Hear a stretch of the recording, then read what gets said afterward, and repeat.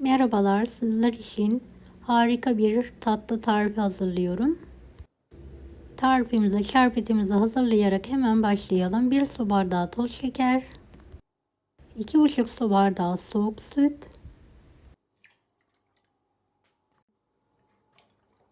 ve şeker eriyene kadar karıştıralım. Ocağın üzerine alalım. Şöyle biraz ısıtarak altını kapatalım ve soğumaya bırakalım.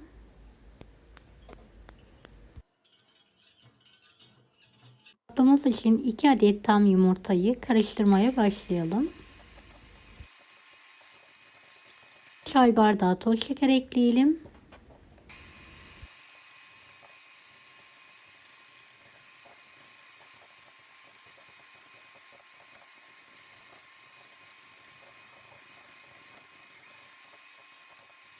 Çay bardağı sıvı yağ,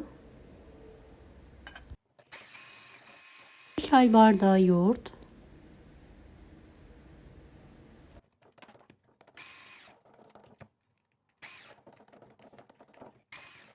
1 çay bardağı irmik, 1 su bardağı un,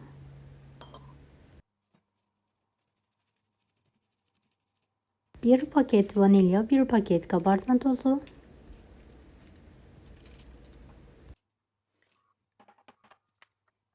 çeyrek çay bardağı da mavi haşhaş kullandım. Evet, tüm malzemeyi homojen olana kadar karıştıralım.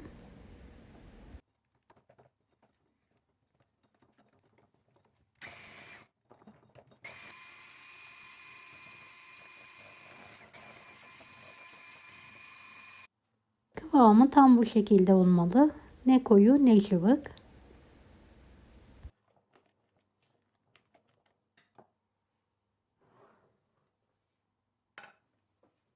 Tavamızı çok az yağ ile her tarafını yağlayalım.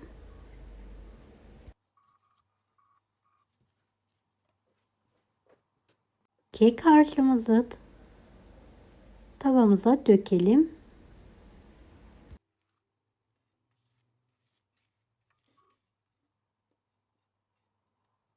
Evet, harcı eşit bir şekilde tavaya yayalım. Kapağını kapatalım. Ocağımızı kısık olacak şekilde ayarlayalım. Pişirmeye bırakalım. Üzeri için 1 paket toz krem şanti, 1 su bardağı soğuk sütle çırpalım.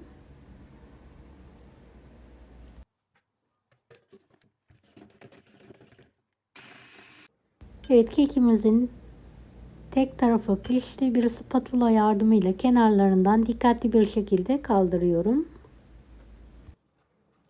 Fırın kağıdı ve pasta tabağı yardımıyla ters çevirelim.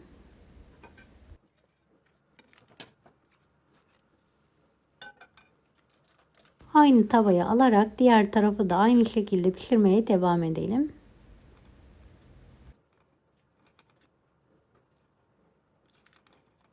Beni hangi ülkeden veya şehirden izliyorsunuz merak ediyorum. Yoruma yazarsanız sevinirim.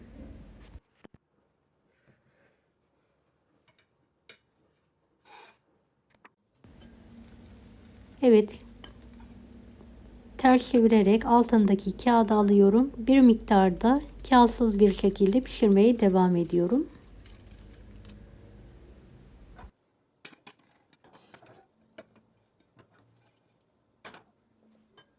Altını hemen kapatıyorum. Sıcak tatlıya soğuk sütlü şerbetimizi gezdirelim.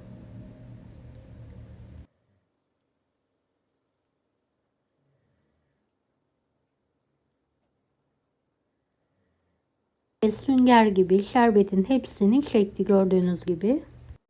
Soğuttuğumuz tatlının üzerine hazırladığımız krem şantiyi sürelim.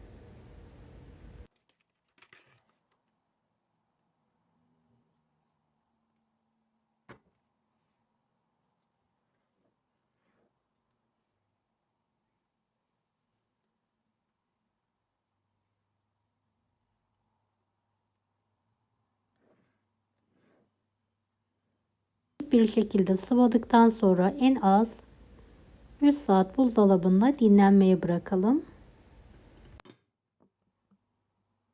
Ben ertesi gün dilimlere keserek servise hazırlıyorum.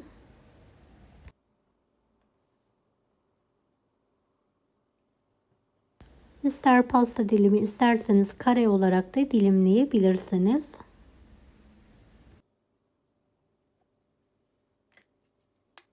Orta kısmına da tekrardan mavi haşhaştan serpiyorum. Ve ikrama hazırlıyorum.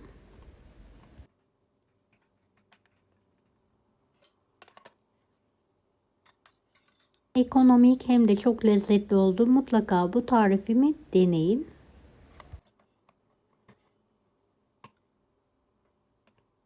Deneyecek olan herkese şimdiden kolaylıklar dilerim. Kanalıma ücretsiz abone olmayı unutmayın. Bir dahaki videolarda görüşmek üzere. Allah'a emanet olun. Hoşça kalın.